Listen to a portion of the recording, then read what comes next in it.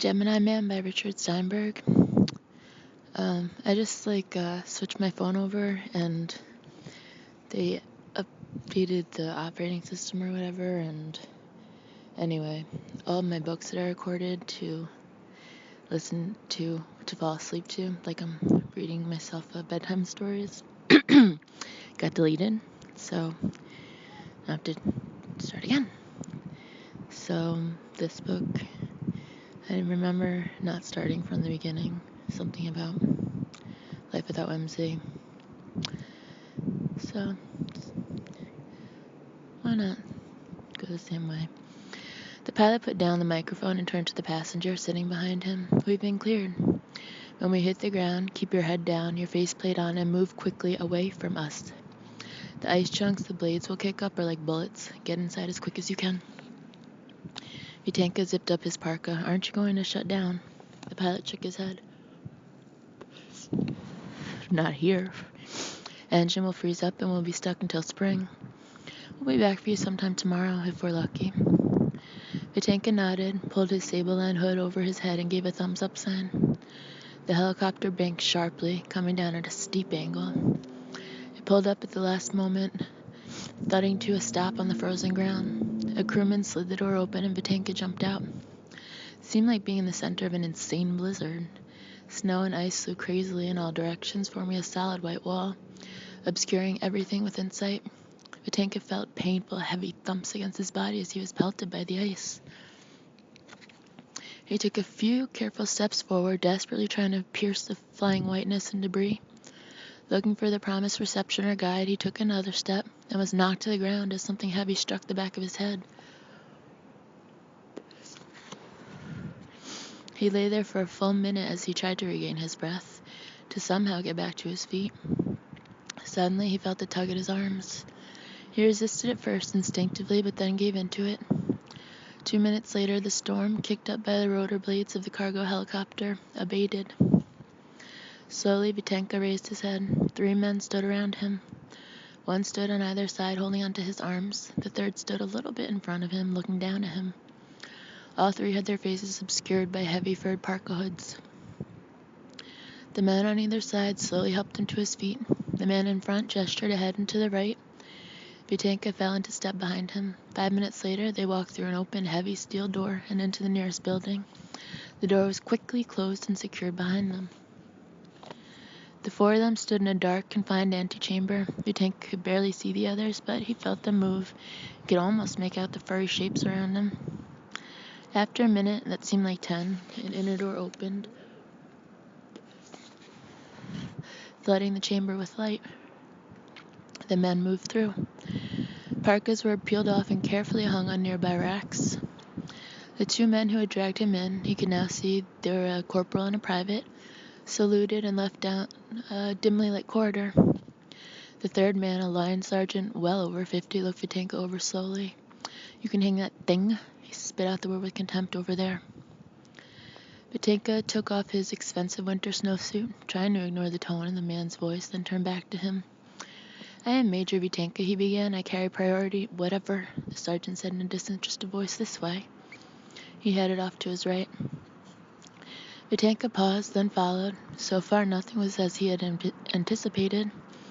And for a precise man like Vitanka, nothing could be more disconcerting. The dark corridor was lit by dully flickering, orangey, bare light bulbs hanging more than 15 meters apart. The result was dim islands of light directly under each bulb, separated by pools of twilight. Vitanka could sense more than see doors every few feet along one side of the corridor, but no light escaped from them. Finally, they came to the end of the corridor and a door marked Director, Custodial Affairs. The sergeant knocked loudly twice, then opened the door. Vitanka had to blink to protect his eyes from the assault of bright light that cascaded from the room. Squinting, he walked through. Major Vitanka, a short, hard man with an incongruously warm smile, said as he came out from behind his desk. Welcome to Detention Barracks 6210. Vitanka opened his eyes fully, taking in the bright office and the little man in its center. He snapped to attention. Major Valery Vitanka, sir. I carry priority papers from Internal Security, Moscow Central. The man casually returned the salute. Colonel Igor Ruinov, at your service, Major. He gestured at an overstuffed leather chair in front of the desk. Please. He returned behind the desk, sitting casually in his large, heavily padded swivel rocker. You are hell and gone from Moscow Central, Major. What can I do for you? Vitenka tried to sit at attention in the comfortable lounger, but its soft padding made it very difficult. Sir, I bring you the personal compliments of Lieutenant General Medvedev. Ruinov shrugged. A long way to come for that, Major. He casually dropped his hands to his lap. The General has instructed me to inform that your work at this facility has not been without notice. He wishes me to express to you his deep satisfaction and gratitude for a job well done. Ruinov was a smiling cipher, gratifying. Vitenka was put off by the man's seeming indifference. I assure you, sir, the General is most taken with your record of achievement. He paused, and if I might add, personally I took the liberty of reviewing the dossier on this facility before I left. Your accomplishments in maintaining order here are extraordinary by any standards. You should be very pleased. Ruinov studied the man across from him carefully. His insignia showed him to be a military academy graduate with more than 6 but less than 8 years of service. His ribbons were predominantly for conduct and efficiency, none for combat. His hair was precisely 3 centimeters above his collar, 6 above his ears, service manual perfect. His uniform, new and freshly pressed, had been tailored to give him a perfect fit. In short, he was everything Ruinov hated: rich, pampered, educated, inexperienced. Major, have you ever been to a 62 series detention barracks before? No, sir, but I am directly responsible for overseeing their weekly productivity reports and thereby have an intimate knowledge of them. Ruinov nodded in a tired way. Let me explain to you some of the realities of a 62 barracks which may have escaped your notice. He gestured at the map on the wall behind him. We are 161 kilometers from the nearest settlement. 161 kilometers of ice storms, gale force winds, and a summer temperature that never rises above -9 degrees Celsius. He paused, pulling a cigar from a desk drawer. He offered it to Vitenka, who shook his head. We maintain order, Major, he said as he lit up, because in this quaint piece of hell there is no alternative if the prisoners wish to survive. He exhaled a deep blue cloud of smoke. They understand this, as does the staff. To create disorder in these conditions is an act of suicide. A silence settled between them. Sir, Vitenka began after a minute, I carry priority papers from Internal Security, Moscow Central. Ruinov smiled. I feared you had forgotten all about them. Vitenka handed them across the desk. Ruinov broke the seal. Let's see what Moscow Central's priorities are these days. He flipped through the first 2 pages, fairly routine. He looked up at Vitenka. It says you have the full confidence of Medvedev in that pack. Vitenka pulled himself to an even straighter attention in the soft chair. A 2-edged endorsement, Ruinov said as he continued reading. He stopped midway through the 3rd page. What are these Neftogorsk Accords? Sir, they were signed by President Yeltsin and the American president, I believe, in late 1995. I don't recall hearing anything about it. He paused. Of course, up here, news travels very slowly. Only recently we discovered that man had walked on the moon. He returned to his reading. What is the meat of this thing? In exchange for American loan guarantees for the purchase of American durable goods, the Russian Republic promises to repatriate all American citizens being held in Republic prisons in 3 phases. Ruinov rolled the cigar in his mouth as he continued reading. And they are: first, all status offenders, illegal immigrants, hooligans, and the like. Second, non-political statute offenders such as robbers, rapists, drug dealers. Good riddance. Vitenka nodded. It will remove a tremendous burden from our penal systems. Ruinov turned a page. Suddenly he froze. Flipping back and forth between 2 pages, he read and reread several paragraphs. Specials? His voice was low and stunned. It was felt, Vitenka said flatly, ignoring Ruinov's tone, that it would be appropriate to include special political prisoners in the 3rd phase. They cost the most to maintain and serve little purpose in this new world order. In this new world order of yours, espionage is not to be punished. Runoff looked shocked. On the contrary, Vitinka said easily, it has been determined that espionage will be punished by a term of imprisonment not to exceed 5 years. We will turn over only those individuals whom we have held for longer than that period. Runoff returned to his reading. I don't know how many of those He stopped as he turned to the last page. My gosh! Vitinka leaned forward in response to the exclamation. Colonel? Runoff was turning white, his breath becoming labored. In this cold office, sweat broke out on his forehead. He looked, for all intents and purposes, like a man having a heart attack. Colonel? Runoff slowly looked up at Vitinka. You cannot be serious. There has been a typographical error. Transposing of the numbers, something. He paused, then continued breathlessly. You cannot be serious. Vitinka, a puzzled expression on his face, reached out and took the papers from the colonel. Trying not to stare at the obviously frightened man, he compared the last page to the information he read off his personal memo book. You will transfer to my custody prisoner 90-1368, classification Sigma Theta Alpha, currently in the 6th year of a life sentence. He stopped, then looked up. It is all in order, sir. Runoff slowly shook his head. It is not in order. Sir?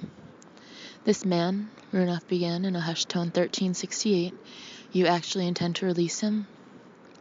He falls within the terms of the accords. Vitinka had never had orders questioned before and wasn't sure how to deal with it now. No. Excuse me, sir. Runoff stood up with more speed than Vitinka would have thought him capable. He pounded his fist on the desk. You heard me, Major. I will not take the responsibility for unleashing that. His voice trailed off as he struggled for the word. Finally, in exasperation, he repeated himself, I will not accept that responsibility. My apologies, sir, Vitinka began slowly, but your orders and your duties are explicitly clear. Runoff nodded. I quite agree with you, Major. My orders and my duties are clear. Unfortunately, they are also in conflict. Sir, I don't understand. Vitinka's expression mirrored his emotions, pure turmoil. Let me make myself clearer to you, then. He took the papers from the confused Major. Before I execute these orders, I am going to damn well confirm them with General Medveroff. Then, and only then, will I carry them out. He paused, his anger displayed through his savage chewing of his cigar. 1368 will be released only on the express authorization of Medveroff and after my strongest objections have been noted and certified for the record. He chewed through the cigar, pulled it from his mouth, and threw it against the wall. Do you understand me, Major? Vitinka didn't, not even a little bit. But the colonel had the rank, and there was no going anywhere until tomorrow afternoon anyway. Sir, yes, sir, he said as he snapped to attention. Runoff pressed a button on his desk. A moment later, the line sergeant returned. Yeah, he said. Runoff walked over to him. Get me General Medveroff on the shortwave, Alexei. Could be difficult, sir. Sunspot activity. I don't give a shit. Get it done, Line Sergeant Dombrowski. Dombrowski came to attention for the first time. Sir? Vitinka held up a restraining hand before the sergeant could leave. He turned to Runoff. Colonel, while you confirm the orders, might I see the prisoner? He used what he hoped was his most charming voice. Runoff took several deep breaths. Dombrowski, see that the major is escorted to Barracks 3. Dombrowski and Runoff exchanged significant glances. Do it, Alexei. Runoff's voice sounded worn out, exhausted. Dombrowski shrugged. Sir. He started out of the office. Vitinka came to attention and saluted. Runoff looked him over for long moments before returning the salute. Vitinka pivoted and started out of the room. Major Vitinka? Vitinka turned back to the colonel. The Americans have a saying, be careful what you wish for because you might actually get it. Runoff turned his back as the major left the office. Dombrowski was waiting for the major when he came, slowly, out of the colonel's office. This way, sir, he said casually. He headed off down the dim corridor. Vitinka fell into step alongside. Tell me something, Sergeant. Yeah. In confidence, is the colonel a well man? Dombrowski chuckled. Until you came. Almost as an afterthought, he added, sir. They continued on for 2 minutes in silence. By the way, the sergeant finally asked, which prisoner am I taking you to? 90-1368 Sigma. Dombrowski suddenly stopped. You have got to be kidding.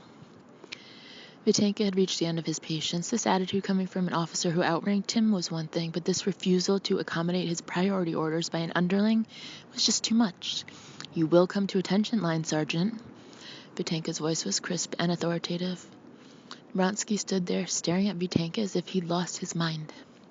"I ordered you to attention, soldier. If you do not want to face disciplinary actions, you will—" He stopped as he heard the distinct snapping sound of a Makarov semi-automatic pistol being cocked.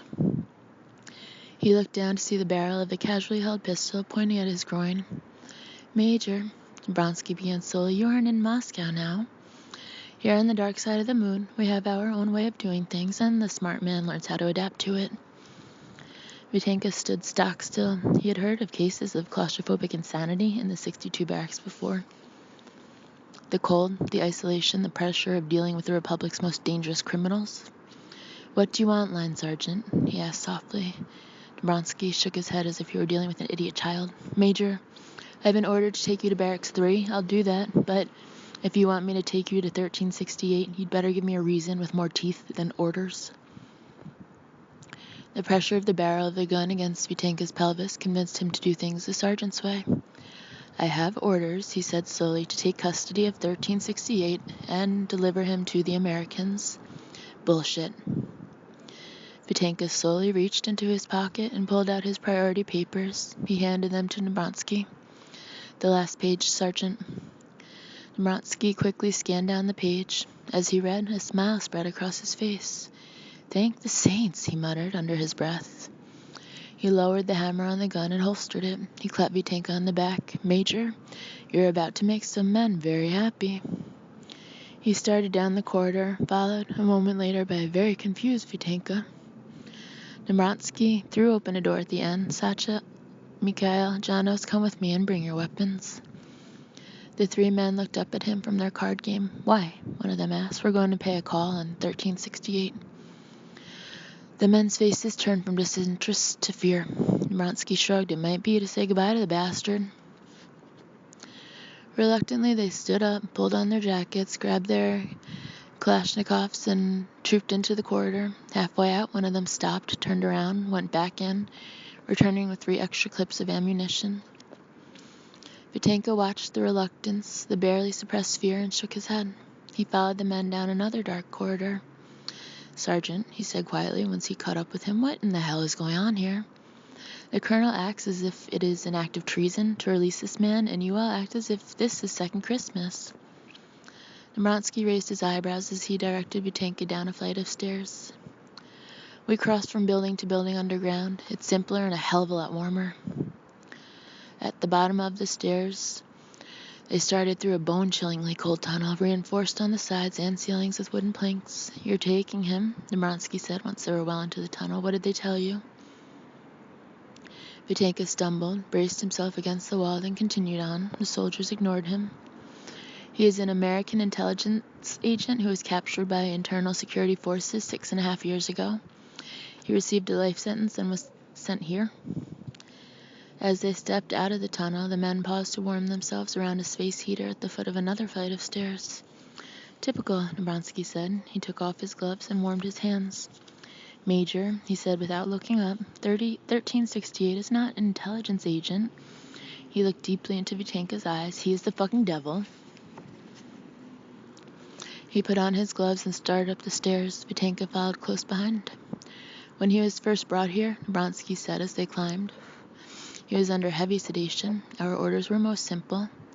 He was to be held under maximum security, under close detention. We could restrain him, punish him, but under no circumstances could we kill him.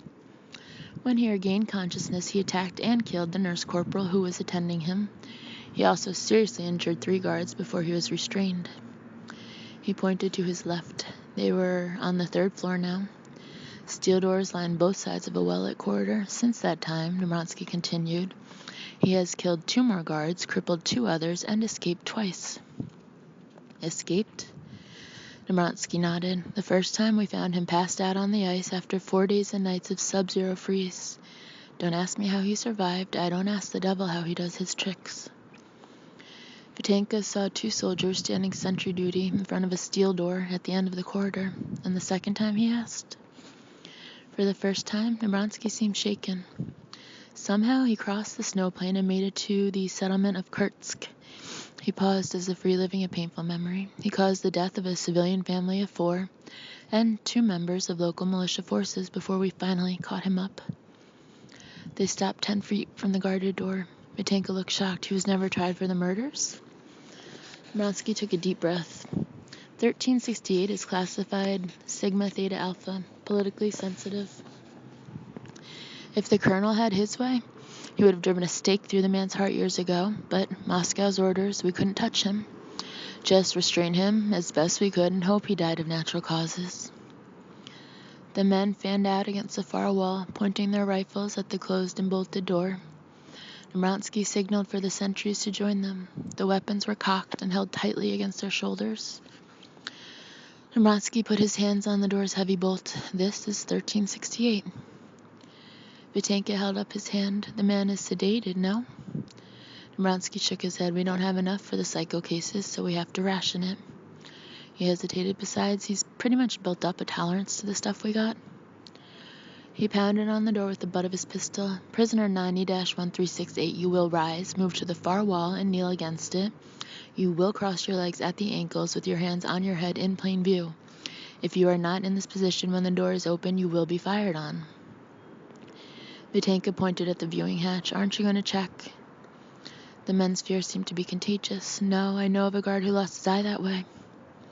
He pounded on the door 3 times. The door is opening in 10 seconds.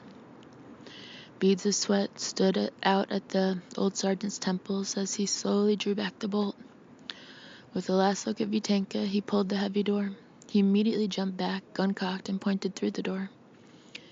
Vitenka waited a moment until he saw the barest nod from Nemransky. He slowly stepped toward the door.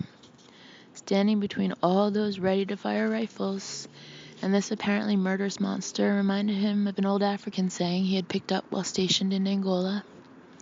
When 2 elephants fight, it is the grass that gets trampled. He peeked around the corner. The man was in the demanded position, on his knees, hands on head, ankles crossed. Trying to ignore the taste of sweat on his lips, Vitenka stepped forward. Prisoner 90-1368. I am Major Vitenka of the Russian Republic's internal security apparatus, he said in letter-perfect but accented English. I wish to speak with you. Silence from the man in the baggy prisoner's uniform. Can you hear me? I wish to speak with you. When no answer was forthcoming, he tried again. It is to your advantage to speak with me. Yeah, right, came the monotone reply. Vitenka felt the fear behind him, all those nervous men with twitching fingers on the triggers. Prisoner 90-1368, arrangements have been made for your release and return to America. He paused, waiting for a response that never came. To accomplish this, I must speak with you and obtain confirmation of your identity. Come on in, the man said, without moving, still facing the wall. There were no emotions, no intonation at all to that chillingly flat voice. Torn between his growing fear of the prisoner and his natural desire not to be perceived as a coward, Vitenka took a step forward. Major, Nemransky's voice was an urgent whisper, if you step inside, I cannot guarantee your safety. Vitenka looked from Nemransky to the prisoner. Prisoner 90-1368, I am here to arrange your release. Do you understand that? His throat felt dry, and he had a sudden insatiable need for chilled vodka. I assure you that this is no trick. I mean you no ill will. Then, the man said as he slowly turned his head and looked back over his shoulder, you have nothing to fear in coming in. He turned back to the wall. Long moments passed. Vitenka bit his lips, seemed to hesitate, then walked into the cell. Keep out of the doorway, Major, Nemransky called from the corridor. The cell was 6 feet by 7 feet, barely enough room for the prison cot that lay in one wall of the room. A covered bucket that served as sink in the morning, toilet for the rest of the day, stood in the corner. The walls were decaying cement, reinforced with steel bars in a crisscross pattern. A cage within a tomb. Vitenka kept his gaze fixed on the man on the floor. What is your name, prisoner 90-1368? 90-1368 was the atonal reply. If you do not cooperate, your release will be jeopardized. I'm not big on cooperation, the man said calmly, but yes. I might be more communicative if I was allowed to stand. He paused. I think much better on my feet. Vitanka steeled himself for the worst. Very well. Major, line sergeant, you will not fire as long as a prisoner obeys orders. Do you understand? Bronsky nodded. Some fools could not be saved from themselves, no matter how hard you tried. Vitanka turned back to the prisoner. Your movements will remain slow and quite deliberate at all times. Do you understand? My movements are always deliberate, Major. He slowly uncrossed his ankles, lowered his hands, braced himself on the floor, and stood up. He was just under 6 feet tall, thin, under 160 pounds. His chestnut brown hair was streaked with gray and thick. His face was drawn, skin pale, but his eyes burned with an inner fire that shook Vitanka to his core. And they seemed to see everything. Hoping his nervousness didn't show too much, Vitanka smiled at the prisoner. The Russian Republic has seen fit to exercise its mercy upon you. You are to be released. The man stared, unblinking, at Vitanka, untouched. Don't you understand? We are releasing you. You can go home. And all I have to do is... The man's expression was completely blank, as if he didn't have a care about anything in the world, including life. Nothing, I assure you, merely answer a few simple questions. The man shrugged, causing the soldiers to jump back. Line sergeant, Vitanka shouted. Sir, I want no accidents. Do you understand me? Sir? Nebransky motioned for his men to stand easy. They didn't, but they did stand easier.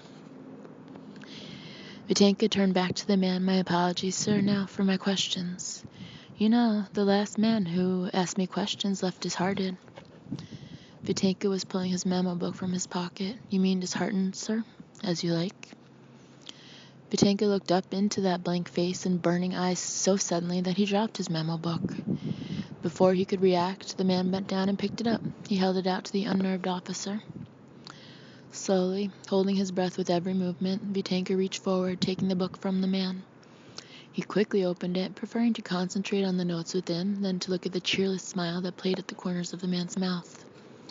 What is your name, sir? Ryan Newman. And your middle name? David. Vitanka put check marks next to each of the items as he got his answers. Date and place of birth? July 23rd, 1956, Los Angeles, California. Your mother's maiden name? Greenhates. Vitanka looked down the column of identifying information. He had no desire to prolong this any longer than absolutely necessary. Sir, what position did you play on your high school football team? Fullback and middle linebacker. Why? Are you recruiting for Patrice Lumumba University? Vitanka closed the book and pocketed it. I am satisfied. He looked up at Newman. Would you like me to explain the procedures we will be following for the release? Newman shook his head. Not especially. It'll happen or it won't. He turned to his left, looking out the door at the nervous guards. I assume they told you about me? Vitanka wasn't sure how to answer that. As it turned out, he didn't have to. They've developed quite a legend around me, you know? He kept his eyes locked on the guards while he talked to Vitanka. They tell you the one about my daring escape to Kursk? He laughed lightly. About how I terrorized the townsfolk? They said, Vitanka began slowly and quietly, that you killed a family and some militiamen. Newman turned back to him. Really? He slowly shook his head. It gets better every time. Do tell me, what's my total body count up to now? They said 9 people. For the first time, an expression crossed the empty face. It was a mixture of amusement and sadness. 9. He said it flatly, as if you were trying to fathom the figure. That's amazing. Unconsciously, Vitanka took a step toward him. Are you saying it is not true? Newman looked up at him. Am I? He turned and walked over to the bed. If we're traveling tomorrow, I should get my rest. He paused. It will be tomorrow, won't it? Barring the unforeseen, yes. He turned and stepped toward the door. I will return in the morning to discuss the details. He stepped out of the cell. Nebransky quickly holstered his gun, stepping forward to close the door. Line Sergeant Nebransky? Nebransky stopped as the cold voice floated out to him from the cell. He turned to look inside. Newman was smiling warmly at him, but there was no warmth in his voice. You shouldn't tell stories out of school. Don't you know what happens to bad little boys who make things up? Shaking, Nebransky slammed the door shut and quickly threw the bolt. The next morning, Vitenka was summoned to Ruanov's office immediately after breakfast. So, the colonel began without preliminaries. What do you think of 1368? Vitenka thought many things about how men, isolated from civilization, must find a scapegoat to blame their conditions on, about how easy it is for the simplest event to be blown up into the most horrific, about how naive and superstitious most Russian soldiers still were. He said he seems to have held up well. Ruanov stroked his beard. Then you still intend to release him? Yes. Ruanov paused before responding. It seems, he finally said, that General Medvedev agrees with you. I just got off the radio with him, and... Ruanov held up his hands in a gesture of futility. He refuses to see. There is nothing I could do but lodge my objections. The man looked as if he were in pain. Colonel Ruanov, if it would not be presumptuous, may I ask you a personal question? Ruanov nodded. Sir, Vitenka began, if you consider this man such a threat, if you think he is that dangerous. I do not think it, Major. I know it. Then, sir, with respect, why object to his leaving? Why not just let the Americans deal with him? Ruanov stood up and started pacing in the tiny office. When I was a boy, I lived in a small village on the Don. One day, when I was out hunting with my older brother, we came across a dog that was foaming at the mouth. It didn't see us, just crossed the road and wandered into a field. My brother said we should go after it, kill it before it hurt someone. But I wanted to continue our hunt. I said it was someone else's dog. It was their responsibility. We continued our hunt. The next day, I heard that the dog attacked and killed a young child. He stopped, turning to face the younger officer. For over 6 years, I have sat behind this desk and watched 1368. The analogy to the rabid dog is, in my opinion, tame. He is a cold, calculating killer. Here we have him under at least some control. To let him loose on an unsuspecting public is something I cannot willingly do. Vitenka stood up. But surely, sir, your analogy is flawed. If Newman is a killer, then he killed in patriotic duty, to carry out his missions, then an attempt to escape. There is no reason to believe that he represents any threat to his own countrymen. All of that assuming that he is in fact a killer. You have doubts? I have, well, questions. Ruanov stepped back from the desk. I do not. He pulled some papers from his desk and quickly signed them. Fortunately, it is not up to us to make this decision. He handed the papers to Vitenka. I only pray that you're right. I'll order him prepared. Several hours later, Vitenka watched while a detachment of prisoners swept the helipad clear of snow, ice, and debris. 20 minutes later, Ruanov joined him. They just called. They're bringing him down now. Good, Vitenka said. The helicopter is due any minute now. The sound of metal on metal caused them to turn, looking behind them. Newman, surrounded by 5 guards, stood in the doorway to the main building. A thick leather belt ran around the waist of his parka. Connected to it were 5 chains. One each ran 2 shackles around his ankles and wrists, the 5th to a heavy leather collar around his neck, forcing him to walk in a hunched position. In addition, handcuffs held his wrists and legs close together. It would be so easy, Ruanov thought as he looked at the demon that plagued his dreams. So easy. He thought about reaching out as the prisoner shuffled by. The gentlest touch would topple him over in the ankle-deep snow. In the pile, with all the restrictive shackles, a broken neck could be made out to be an understandably unfortunate accident, a thing easily explained to Moscow, to the Americans, and to Ruanov's God. Newman stopped less than a foot past the silent colonel. He turned, looked at the short, combat-hardened former commando, then he smiled. You'll never get a better chance, Igor, Newman said with just a hint of a smile. Ruanov stared into those burning, challenging, mocking eyes, then he slowly lowered his hand to his sidearm. The butt of the powerful automatic slid effortlessly into his palm. At that moment, the helicopter flashed overhead. 5 minutes later, it was idling its engines on the ground. Newman sighed, then shook his head and chuckled at some private joke. Ruanov watched as 3 armed soldiers climbed down and helped Vitenka, and the guards load Newman into the back of the chopper. After checking that Newman was secured, Vitenka returned to the colonel. Ruanov was yelling into the ear of a junior officer who had just come running up. He turned when Vitenka approached. Goodbye, sir. On behalf of General Medvedev, I want to thank you for your cooperation. Ruanov was white-faced. Dombrowski's dead, he said sadly. What? They just found his body at the foot of a flight of stairs. Vatenka's head was spinning. He slipped. The stairs were icy. I myself almost... Runoff was ignoring him, staring instead at Newman in the helicopter. Take the bastard, he mumbled. Take him far away. He turned to start back to the building before he turns my command into an abattoir. Vatenka watched the old man go, then slowly turned to the helicopter. Newman, half leaning out the door, shrugged and raised his eyebrows. The cold that swept through the young officer from Moscow had nothing to do with the gathering storm.